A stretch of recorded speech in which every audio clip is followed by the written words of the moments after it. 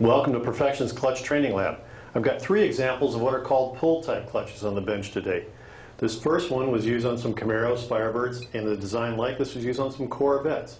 It's called a pull-type because the bearing is pulled towards the transmission rather than being pushed towards the engine for release. Now on this particular application, the only challenge to it is the correct position of the fork during the installation process. We've got a bolt-in in the kit, shows you the correct way to position the fork and how to lock it in to that bearing. The next style system we want to look at belongs to the Hyundai Tiburon, Sonata, Kias. It is a quick connect style pull type clutch.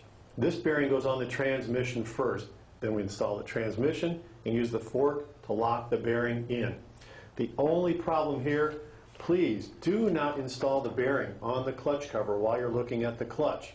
If you install that, it'll be very difficult to get it out. We've got a bolt-in in the kit, shows you the correct way to service this particular system. But the system we're focusing on today belongs to the Isuzu family. Troopers, Rodeos, Amigos, was also used in a Honda Passport, used in a couple of Mitsubishi applications, and several Mazdas.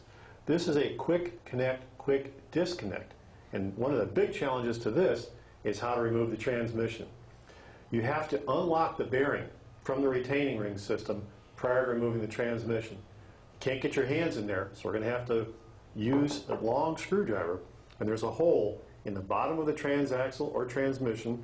You're going to come through that hole with a long screwdriver, hold this plate down, this retaining ring plate, and you're going to twist the screwdriver against the back of the bearing, and you will disconnect the bearing that way. Then you can remove the transmission.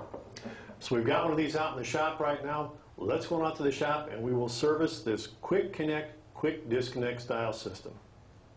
Now what we are trying to do is insert the screwdriver between, I hold that plate in, twist, and pop the bearing out. That unlocks it, allows you to remove the transmission.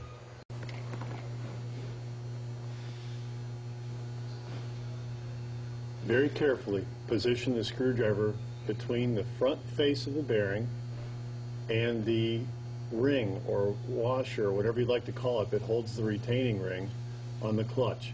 You don't want to get in between the retaining ring on the diaphragm springs and the ring that holds the retaining ring. That'll just cause everything to lock up. So now with the screwdriver correctly positioned, it's very difficult to film this. I'm going to twist on the screwdriver, hold the retaining ring in position, and start to pop the bearing out. I hope if I hit it in just the right spots.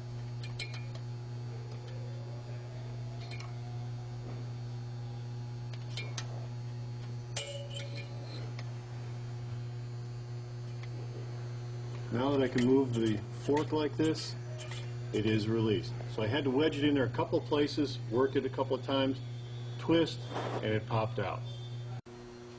The new pull-type clutch is installed. Got a new pilot bearing. We took care of the flywheel, disc, clutch covers bolted up. Everything was torqued according to specs. Now the one thing we really want to point out, do not install the clutch release bearing on the retaining ring on the clutch cover right now. This is a quick connect type system. We're going to install this on the transmission, and then after it's all bolted up to the engine, we're going to work the fork, we're going to lock the bearing into the retaining ring, and we'll be able to release that clutch. Now to remove this bearing from the transmission, there's a retaining clip right here, a washer. The pin drops out, then the fork and the bearing can come off the front of the transmission. Clean everything up. There's a bushing inside this fork. Lubricated it back up with grease, cleaned everything.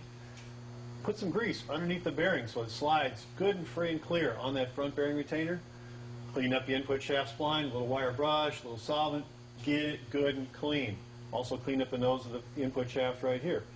Now I want to take the clutch disc, clean hands, slide it on, make sure it slides free and clear, and then the little pack of grease we put in the kit, smear it around inside that spline and on the input shaft, slide it on, index it, slide it off, wipe up the excess, and we are ready to go. Remember, do not install the bearing on the clutch cover. It goes on the transmission, and we'll lock it in. Now the clutch is installed, the transmission is completely bolted in. Now the next thing we want to do is attach the bearing to the retaining ring on the diaphragm spring. So all I'm going to do is take the fork, my hand, move to the back, it touches, one good click, and it's locked in.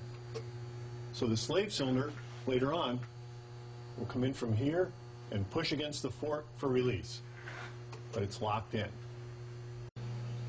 Servicing pull-type clutches with quick disconnect style bearing systems that lock onto the diaphragm spring, not so hard to do once you know the secret handshake. It's where to put the screwdriver, how to hold it, the twist, and that bearing comes right out. But the first time I did this, it took me almost 3 hours to get this system off on the Mitsubishi Spider. So we wrote a bulletin. It's in each kit that uses this type system. Please read this bulletin. It will save you a lot of time and aggravation on how to take that transmission out. If you have any questions about a clutch, a flywheel, a release system, please call Perfection at 800-258-8312. Press 4. Your call will go to Tony, Steve, Bobby, or myself. We'll be glad to take your call and help you out. See, Dennis, this isn't so hard to do after all.